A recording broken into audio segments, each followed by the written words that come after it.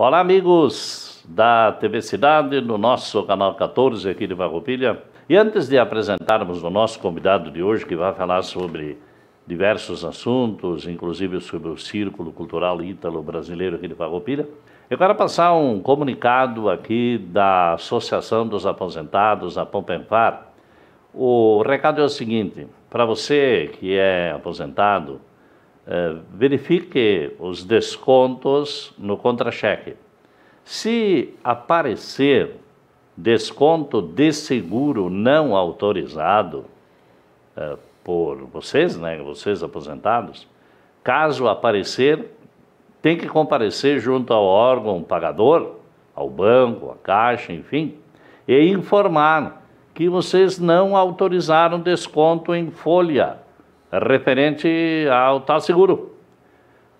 E solicitar a suspensão. E qualquer dúvida que vocês tiverem, podem comparecer até a associação na Pompenfar, que vocês sabem muito bem aonde que é. Embora não seja associado, vocês podem chegar aí no Shopping Omar Valentini, na Coronel Pena de Moraes, número 533, sala 5, no térreo.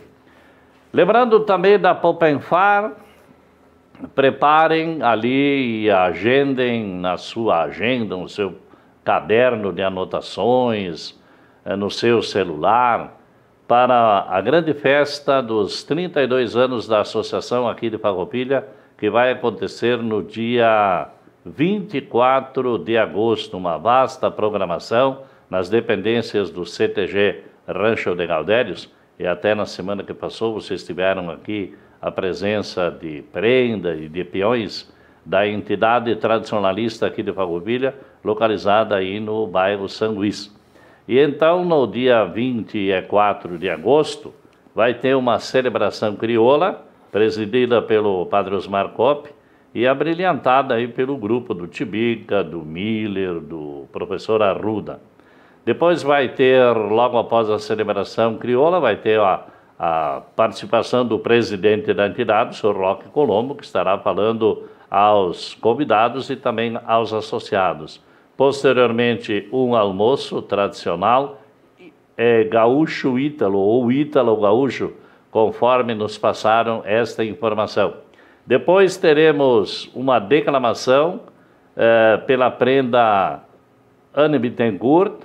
Nós teremos a soprano Lisiane Rufato, também que estará cantando. O próprio Osmar Kopp, padre, também fará a sua apresentação.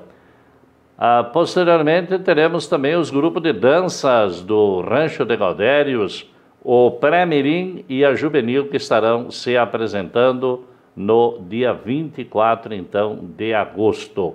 Reserve o seu ingresso junto à Associação dos Aposentados, a Pompenfar, aqui de Farroupilha. Bom, depois de todo este falar, nós vamos então apresentar o nosso convidado de hoje. Gilberto Galafassi é farroupilhense e está aqui com a gente. É com muita alegria que nós contamos com a sua presença aqui neste espaço da Pompenfar. Seja bem-vindo. Obrigado, Ricardo. Obrigado à TV Cidade. Obrigado à Pompenfar pela oportunidade. É sempre bom a gente ter a oportunidade de poder se comunicar com as pessoas e poder trocar uma ideia. Obrigado pela deferência de me convidar nesse espaço. Muitas vezes você falava comigo mais pelo rádio, em outras oportunidades, em outras ocasiões. Hoje estamos aqui, frente a frente, às câmeras da TV Cidade, para falar de vários desafios, né? É Sim. Muito importante. E agora, eu sei que tu assumiu mais um desafio junto ao Círculo Cultural Ítalo-Brasileiro aqui de Farroupilha, né? É verdade, eu tive lá algumas vezes lá na Rádio Miriam, a gente se divertiu bastante, aquele programa italiano lá é muito divertido, é gostoso de participar. É verdade, até o ano passado eu tinha meus afazeres, eu vendia meu tempo, como eu sempre digo, né, para uma companhia, para uma empresa, e eu não podia me dedicar a coisas minhas, né? Esse ano, então, fui convidado, vocês me convidaram para participar, tesoureiro do Círculo Italiano. Estou aprendendo a conviver também com isso e eu acho que o Círculo é muito importante. Nós somos aqui de uma região italiana, nós somos o berço da colonização italiana. Eu me ressinto muitas vezes né? E por isso que eu estou participando agora, tentando fazer alguma coisa, ajudar. Antes tarde do que nunca, né, Ricardo? Sim. Nós somos da raiz da colonização italiana e eu me cobro muitas vezes que a gente não faz, a gente não age exatamente como sendo assim. Tem gente que passa a perna na gente, tem gente que se adona, vamos dizer disso, né? Então, se numa entidade a gente entende que alguma coisa pode ser feita, a gente tem que ir lá e ajudar. E eu estou tentando fazer isso. Claro, aprendendo também a fazer isso, né? A dinâmica é mais uma coisa para se fazer, uma coisa para acompanhar. Também não é um encargo, né? Tão assim, mas é mais uma questão de dar umas ideias, de poder colaborar, de poder conviver com essa cultura nossa que é magnífica, né? A cultura italiana é de uma riqueza única, né? E a gente que sai os nossos antepassados lá da Itália, meu bisavô que veio em 1876, e a gente vê que eles trouxeram, a gente não conviveu com eles, mas eles conseguiram passar para nossas gerações uma pegada, uma garra, uma determinação, uma responsabilidade, e isso é um legado, né? Assim, eles podem descansar em paz, que eles conseguiram fazer com que as pessoas, e a região nossa aqui é um exemplo disso, né? Fazer com que as pessoas incorporassem isso, né? E a família Galafassi está enraizada, né? Até o senhor, seu pai, tem até uma rodovia com o nome. Tio. Isso aí é para marcar a história também. É muito, muito bacana. O meu bisavô se instalou no lote 185 da linha Palmeiro, em 1879, que hoje pertence, esse terreno, esses dias eu descobri lá, conversando com o seu Perini, com a dona Normélia, com o Paulo Perini ali de São José, eles moram exatamente no lote que meu bisavô habitou, de 1879, e foi depois do meu avô até 1931. Em 31 ele vendeu, porque o meu avô Antônio Galafassi desceu para Busa e se instalou na beira do rio para fazer um moinho de milho, de trigo, né? Movido a água, depois, mais tarde, até movido a motor, meus tios, né? Meu tio modernizou o moinho, até uma época que depois veio uma lei nova que mudou essa questão, mudou bastante. Mas o meu avô se instalou e ele vendeu essa propriedade lá.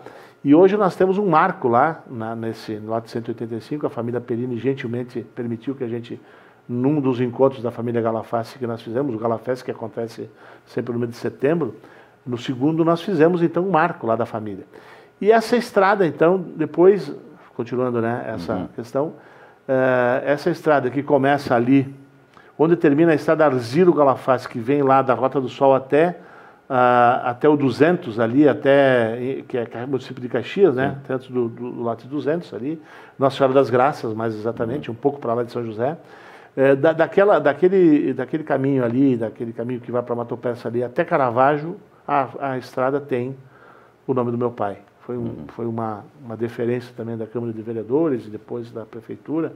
E a gente, na época, perguntou, tem como colocar, como é que é isso? Fica num banco de ruas. E se for no interior, tem uma rua que não tem, uma estrada que não tem. E aí... Não tinha dominação Não tinha dominação. E essa estrada passa, então, de frente a esse lote que é do meu bisavô, e depois nas terras que vieram nascer do meu pai. Lá embaixo, mais no final da Busa, né, quando começa a subida do Morro de Caravaggio ali, quando faz a pontinha aí, aquele lote à direita, que hoje pertence à família Balbinotti, do Reni Balbinotti. Meu pai vendeu em 79. E eu morei lá até os 10 anos de idade, então eu vivenciei muito ali, toda a época de 61, quando eu nasci, depois menino, então, 6, 7 anos, até 71 eu morei ali. Depois eu vim morar na cidade, e depois em 79 meu pai vendeu a propriedade, e eu depois em 2007 vim a comprar uma outra propriedade lá na Busa também. Eu não sou lindeiro dessa estrada, infelizmente, eu não consegui comprar um lote ali.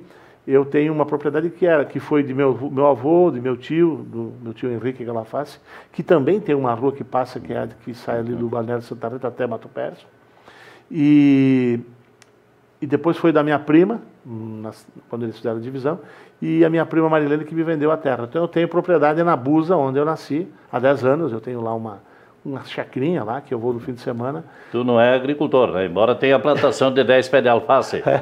Eu sou um colono urbano, eu sempre digo, né? Porque eu tenho quando eu vou comprar alguma coisa nas casas comerciais, eu digo, gente, eu sou um colono urbano, né? Porque eu fiquei a vida inteira em escritório, mas eu tenho lá uma horta, tenho lá uma plantação. É coisa boa, né? É coisa boa.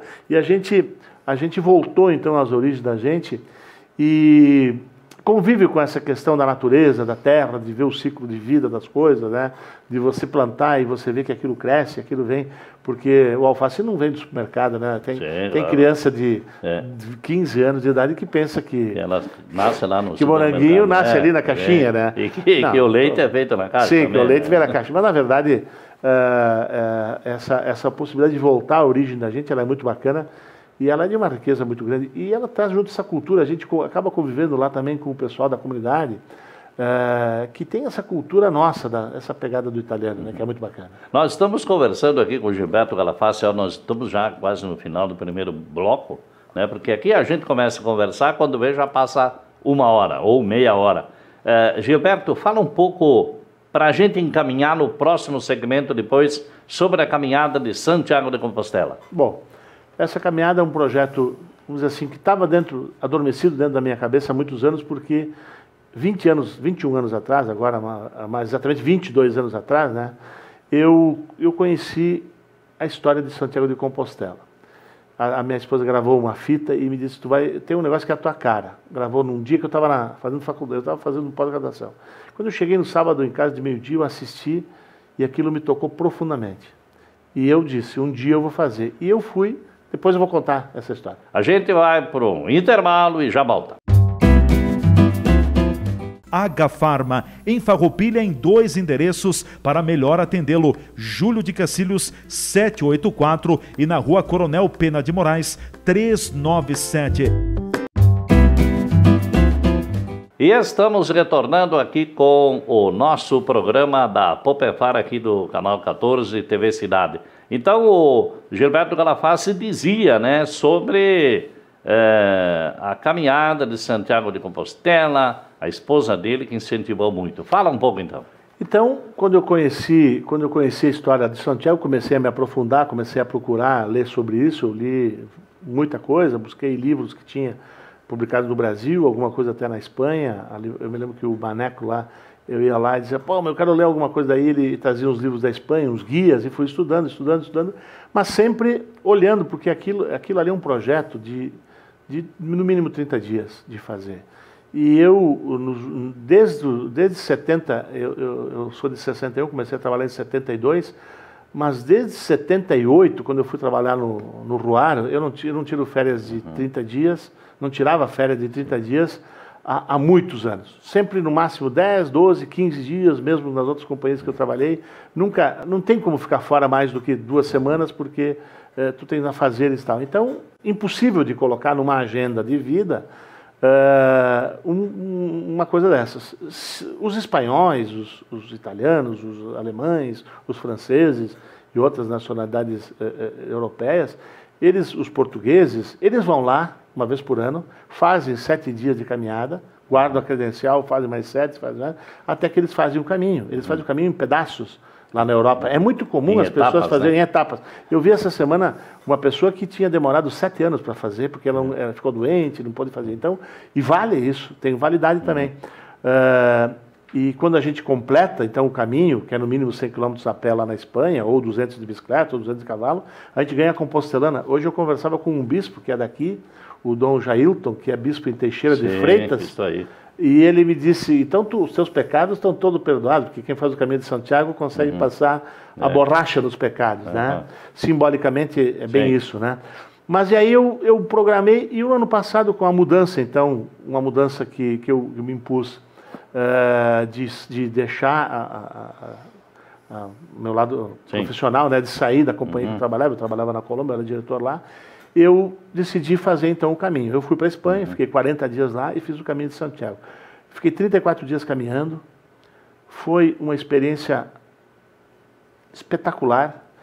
Eu diria que a cada dia eu sinto uma coisa que aconteceu no caminho, né? O caminho é uma coisa que bateu para mim, como bate para muita gente. Eu lia sobre isso e eu às vezes até duvidava, né? Eu dizia, pô, não pode ser isso, né? Será que o cara está dizendo... Tem gente que faz 5 anos atrás e continua vivenciando aquilo, e continua sentindo as coisas, e continua se permitindo a fazer coisas de uma forma diferente, dar um rumo diferente para a sua vida. E eu, quando eu me vi, eu estava dentro dessa questão. O caminho fica cada dia mais vivo dentro da gente, e umas coisas que a gente vivencia e acontecem e tal. E ele serviu para mim para dar uma descompressão. É como se tu estivesse numa cama, mergulhando, e quando tu volta, tu não pode voltar rápido, senão o teu pulmão... Então eu fiz uma descompressão. Por quê? Primeiro pela posição que eu ocupava, que era uma posição importante em Farroupilha, é uma posição importante no estado do Rio Grande do Sul, e é uma posição importante a nível de Brasil também. O diretor de uma companhia como a Colombo não é uma coisa tão simples assim, né? É uma coisa que ela tem um valor... De peso. Ela tem um valor bastante grande. Claro, ela tem junto uma responsabilidade, ela tem junto uma série de coisas. Eu defini que eu queria mudar a minha vida. Então o caminho me permitiu que eu fizesse isso, essa convivência, conversando com pessoas diferentes, entrando um pouco na espiritualidade que a gente muitas vezes abandona, a gente acha que aquilo ali, a gente relega um pouco, a gente só lembra quando o bicho pega, né? Quando, pelo amor de Deus, né? Quando pega, né? Tu bestema para tudo, mas quando aperta, tu olha para cima, né? É interessante que alguns ateus tu perguntam, tá, mas quando aperta mesmo, o que tu pensa? Opa, em Deus, não, eu não posso pensar que eu sou ateu. Não é assim que funciona. Nós que vemos essa cultura, a gente aprende essa questão. Então, vivenciei bastante isso, e quando eu retornei, por uma provocação do vereador Fabiano Piccoli, para apresentar na Câmara de Vereadores, estava em discussão aqui o projeto Caminhos de Caravaggio, que eu não sabia absolutamente nada sobre isso, né? Era uma novidade. Era uma novidade. Eles tinham começaram a falar daquilo, e o Fabiano me chamou na Câmara de Vereadores, e eu fui lá, então, fiz uma apresentação, montei uma apresentação do meu... Vim aqui também na televisão, falei aqui, na época, era o Adamati, né? Eu vim aqui, dei uma entrevista, foi bacana, a gente fez uma entrevista legal, né? E eu comecei, então, a olhar que aquilo, as pessoas tinham uma avidez e uma vontade de ver sobre aquilo. No dia seguinte que eu fui na Câmara de Vereadores, eu fui lá na Secretaria de Turismo falar com o Francis. Bom, o secretário, o Francis Casale, eu fui lá falar com ele, Francis, como é que é esse assunto do carnaval? Nós estamos desenhando e tal.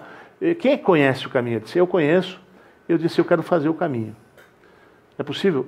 E tem o doutor Majoni que já está candidato. Ele veio aqui também, se colocou à disposição para fazer o caminho. Muito bem. Então, defina quando a gente pode fazer, porque ele já tinha sido desenhado por eles, né, pensado pelos municípios, mas ele não era conhecido. E por ser longo, né, todo mundo pergunta, mas como que tu vai daqui até Canela, que é 100 km, menos de 100 km, e é 200 km? Porque ele faz todo um trajeto pensado.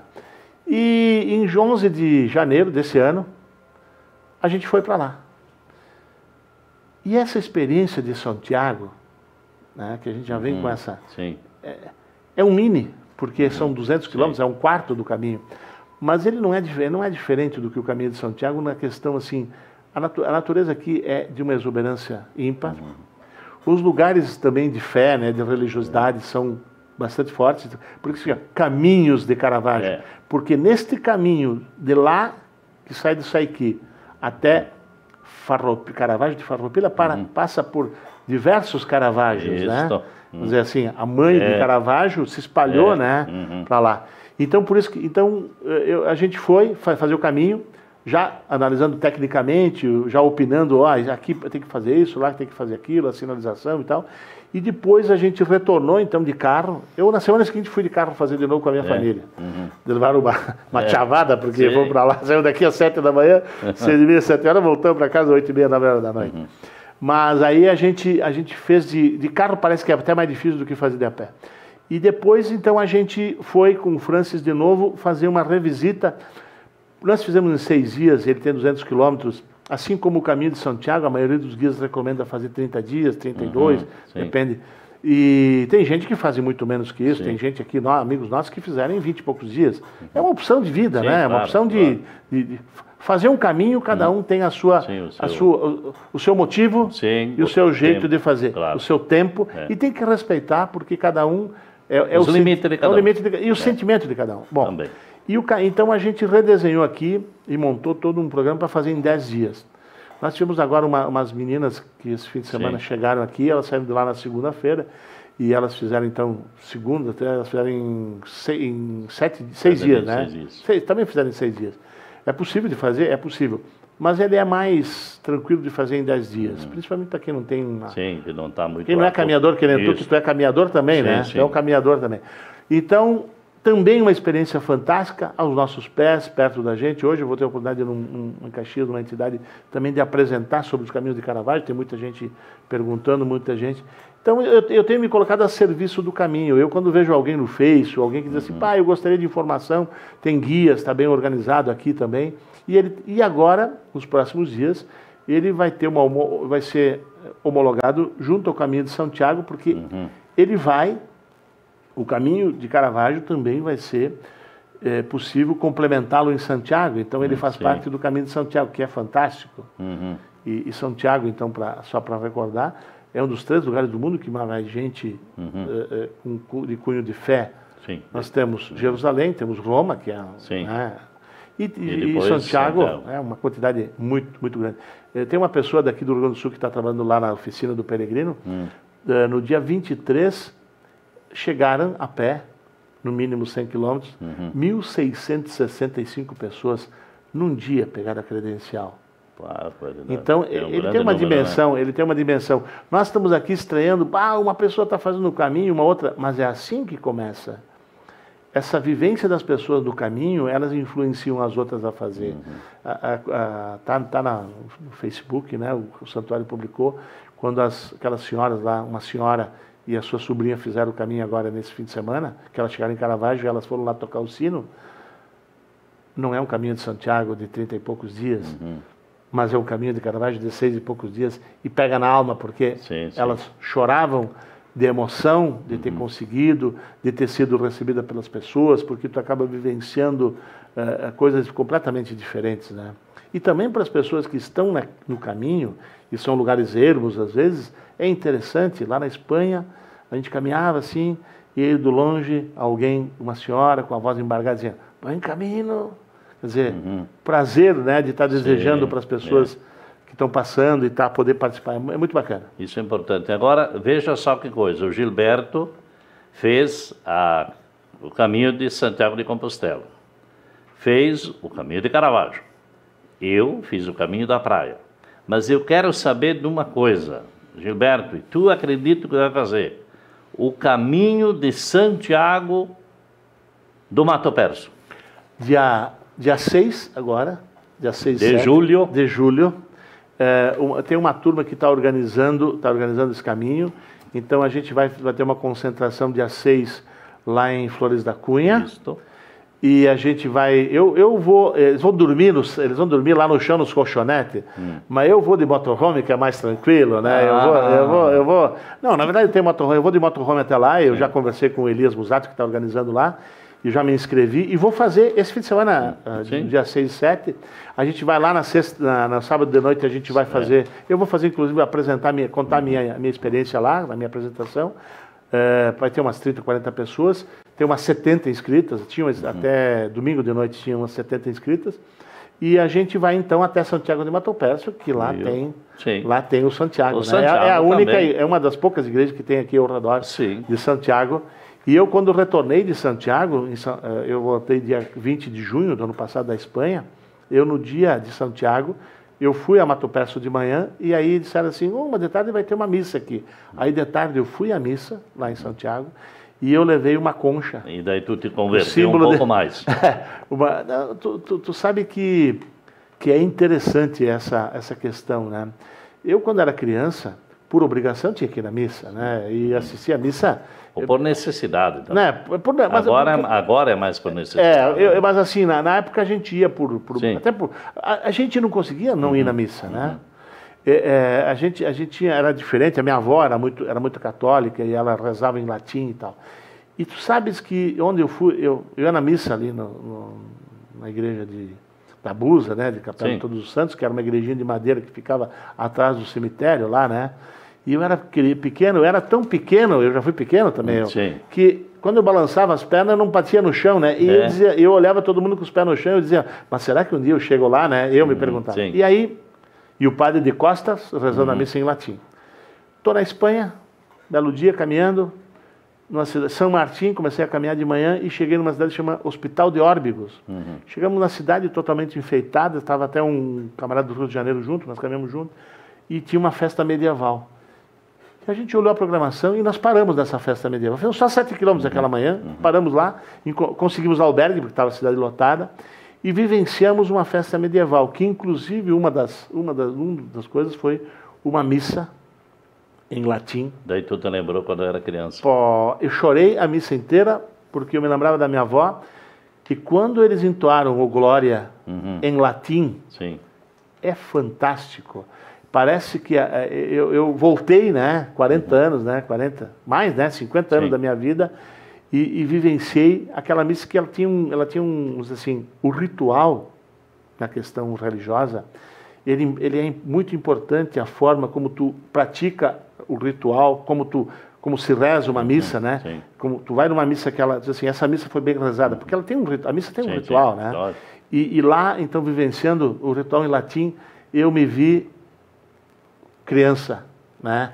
E essas coisas, então, vi os peregrinos passar ali naquela estrada, essa religiosidade. Minha avó fazia rezar o terço de noite na cama, e eu às vezes dormia, ela me espentonava, né? Dizia assim, Sim. opa, É. tu tá dormindo? Tu tem que continuar rezando.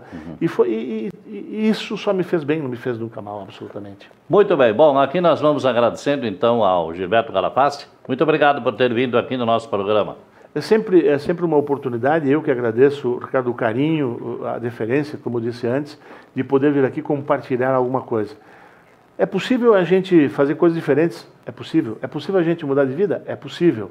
Não que se resolvam todas as coisas, eu tenho dito para as pessoas, se eu quisesse continuar ganhando um ótimo salário, eu continuava executivo, eu estou agora me aventurando com as outras coisas, vou começar a fazer umas coisas diferentes, mas principalmente fazer algumas coisas que me fazem bem e que eu gosto, e se eu puder compartilhar com as pessoas e ajudar alguma coisa, eu estou a serviço disso. Para todos, muito obrigado e até uma outra oportunidade.